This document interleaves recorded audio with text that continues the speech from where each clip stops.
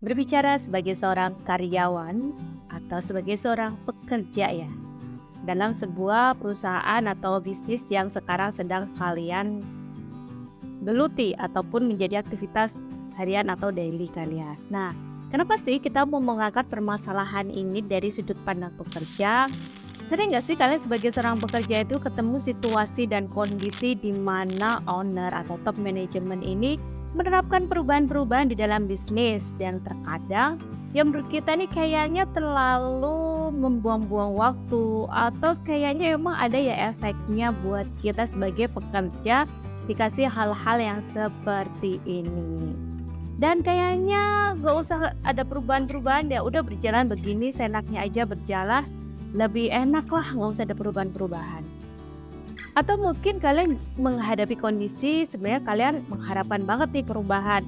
Tapi ternyata tantangannya adalah teman-teman kita yang bekerja lainnya ini mereka belum bisa konsisten dan bersungguh-sungguh untuk ikut terlibat dalam proses perubahan. Ini adalah permasalahan yang terjadi di perusahaan ataupun di bisnis yang mereka belum memiliki hal-hal berikut ini. Yang pertama, mereka belum memiliki value gitu kan. Value ini penting banget untuk bisa dijelaskan dari owner ke bawahannya. Walaupun perusahaannya belum gede. Kenapa? Karena value ini yang mengikat kita semua dalam satu kesepahaman.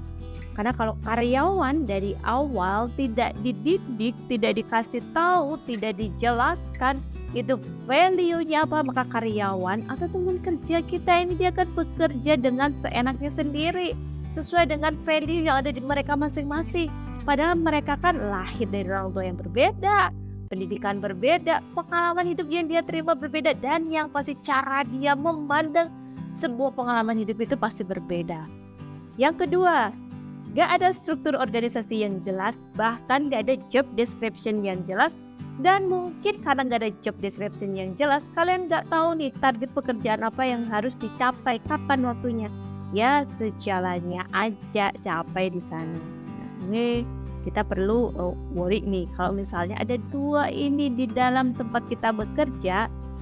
Ya wajar kalau misalnya teman-teman semua ngerasa capek banget ngadepin situasi dan kondisi pekerjaan yang nggak pernah habis, tapi melulu disalahin hasilnya nggak sesuai. Dan kondisi yang ketiga ini, leader atau pemimpin tertinggi ini kurang terjun ataupun sidak langsung dengan apa yang kita kerjakan. Jadi pemimpin ini duduk di kursi hanya mendengarkan berita begini, oke begini. Jadi mereka kurang terjun langsung menginvestigasi, mengamati apa yang teman-teman para pekerja ini lakukan. Jadi kalau misalnya top manajemen atau leadernya ikut duduk dan melihat, mereka akan tahu mana sih masalahnya, mana sih problemnya, benar nggak sih dilakuin kayak gini. Nah, dengan adanya masalah dan problem yang bisa dilihat, maka sebagai seorang leader tentu dong, idealnya leader yang benar itu dia bisa melakukan perubahan dan perbaikan dan memberikan feedback kepada timnya. Dan yang pasti leader yang bagus lagi dia bisa merangkul di antara semua tim. Jangan tuh ada emosi-emosi sendiri. Aduh males banget deh orang ini kagak bisa diatur gitu kan. Dan poin yang keempatnya, belum ada standar proses yang jelas, SOP yang jelas ataupun proses bisnis yang jelas, sehingga teman-teman jalan sendiri-sendiri sesuai dengan apa yang dipahami dan dimengerti. Nah, ini kan yang membuat kalian merasa capek dan lelah menghadapi semuanya. Kira-kira apa nih sikap terbaik buat teman-teman biar kondisi yang semraut rudet seperti ini bisa terurai dan ada di posisi atau tempatnya masing-masing? Yang paling pertama, teman-teman perlu bersikap lebih kalem dan tenang dulu. Kenapa? Intinya teman-teman sudah mengerjakan job teman-teman aja, yang lainnya misalnya nggak sesuai, kita nggak usah kepanasan. Karena mungkin kita butuh energi yang cukup sangat besar untuk mengendalikan mereka dan posisinya kita nggak punya power di sana. Terus yang selanjutnya adalah love it or leave it.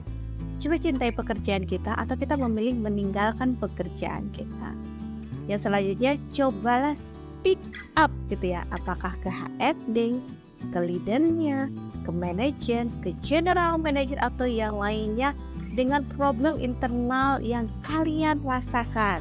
Tapi jangan sakit hati kalau misalnya di manajemen atau manajer itu tidak merespon sesuai seperti yang teman-teman inginkan. Karena bisa jadi sebagai seorang pemimpin itu sudut pandangnya itu lebih luas ya, pakai helikopter view, bukan hanya melihat dari satu sudut pandang aja. Menurut kita permasalahan ini urgent, tapi menurut mereka para leader atau manajer bukan permasalahan yang urgent, karena ada permasalahan urgent lainnya yang perlu diselesaikan. Dan the last poinnya adalah ketika memang mungkin teman-teman kita sebagai seorang pekerja atau kita juga sebagai seorang pekerja itu bingung ya, mana yang perlu dirubah, apa yang harus dirubah. Nah, caranya adalah apa? Komunikasikan dengan pihak-pihak terkait.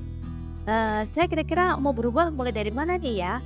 Apa yang harus saya kerjakan dan bagaimana proses perubahan itu? Nah, dari proses ini ingat ya, cobalah untuk tidak merasa bahwa statement kita yang paling benar.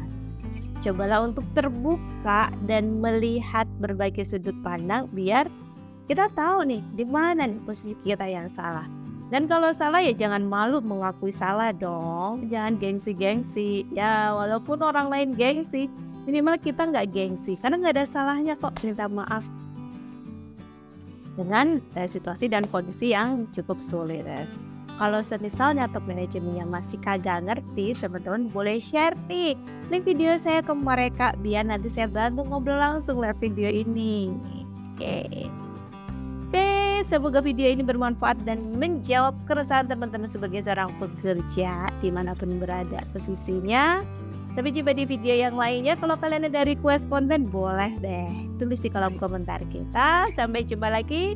Jangan lupa like, komen, dan subscribe-nya. Assalamualaikum warahmatullahi wabarakatuh. Bye.